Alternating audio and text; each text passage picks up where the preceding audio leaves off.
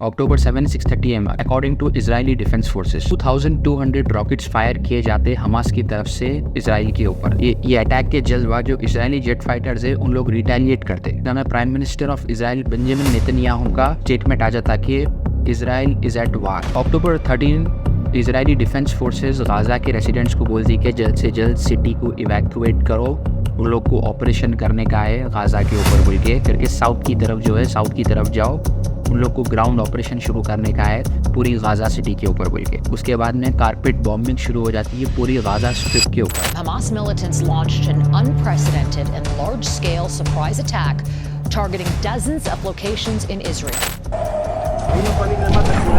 Striking Israel with groups of gunmen across the border, mobilizing troops across the country.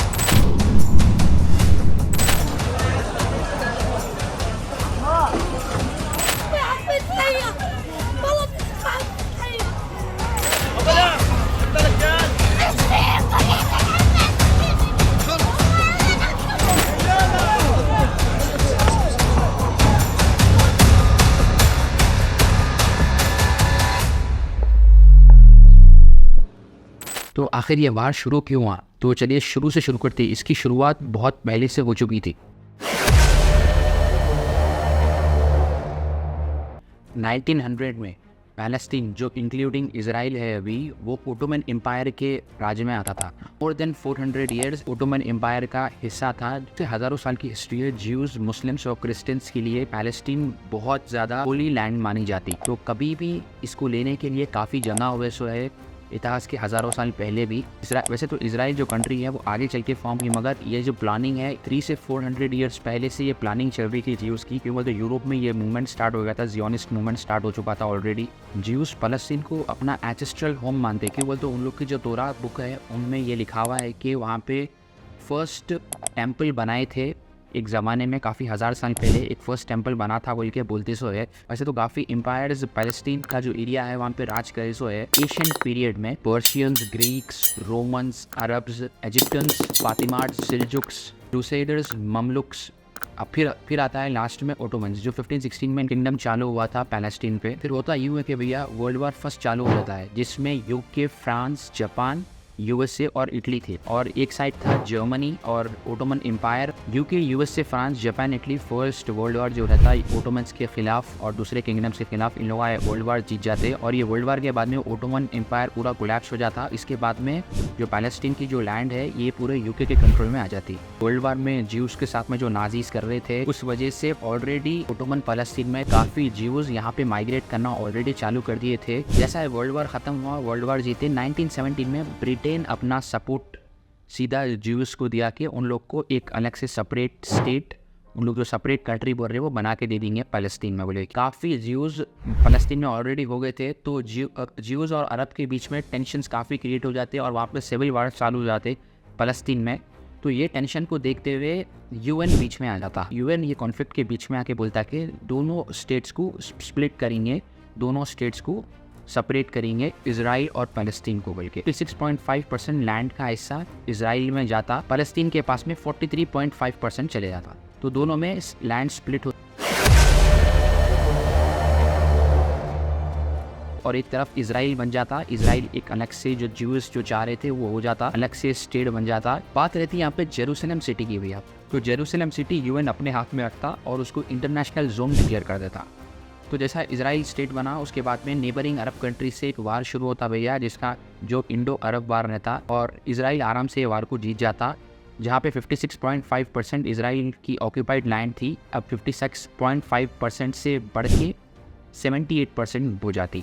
और जो waste Jerusalem था वो भी इनके कब्जे में आया था। ये वार जीतने के बाद में 7 लाख पैलेस्टीनियंस को रेफ्यूजी बना दिया गया था। क्यों बोलते वेस्ट जेरूसलम जो था इन लोग के कब्जे में आ गया था और 7 लाख पैलेस्टीनियंस को बेघर कर दिया गया, रेफ्यूजी बना दिया गया, अपने घरों से बेघर कर दिया गया। अपना घर छोड़कर अपने मुल्क में रेफ्यूजी बन जाते इन लोग और इस दिन को नकबा बोल के याद किया जाता। 1967 5 जून को ये 6 दिन का वार फिर से शुरू होता इसराइल से, इसराइल, इराक, सीरिया, लेबनान के खिलाफ। और इसराइल ये भी वार 6 दिन में जीत जाता भैया।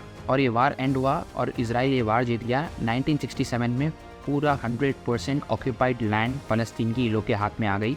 इन लोग के कब्जे में पूरा पैलेस्टीन था। इन सब के बीच 1964 में एक पॉलिटिकल पार्टी का जन्म होता है, पैलेस्टीन लिबरेशन ऑर्गेनाइजेशन PLO, जिसके लीडर होते हैं महमूद अब्बास। का मेन गोल होता है to liberate Palestine from Israel. 1987 में पैलेस्टीनियन मिलिटेंट ग्रुप हमास का जन्म होता है। 2005 तक इजराइल अपनी मिलिट्री विड्रॉ कर लेता, किस पे से, जो गाज़ा स्ट्रिप है उसके ऊपर से विड्रॉ कर लेता। एंड 2006 में फिर इलेक्शन किए जाते, कहाँ पे, गाज़ा में। और ये गाज़ा के जो इलेक्शंस रहते, इसमें जो हमास जो मिलिटेंट ग्रुप है उसको इलेक्ट किया जाता, उन लोग पावर में आ जाते। अब गाज़ा स्ट्रिप पे उन लोग का पावर रहता। जब भी गाज़ा और इजराइल की लड़ाई हुई, गाज़ा को भारी कीमत चुकानी पड़ी अपनी जानों से लेके।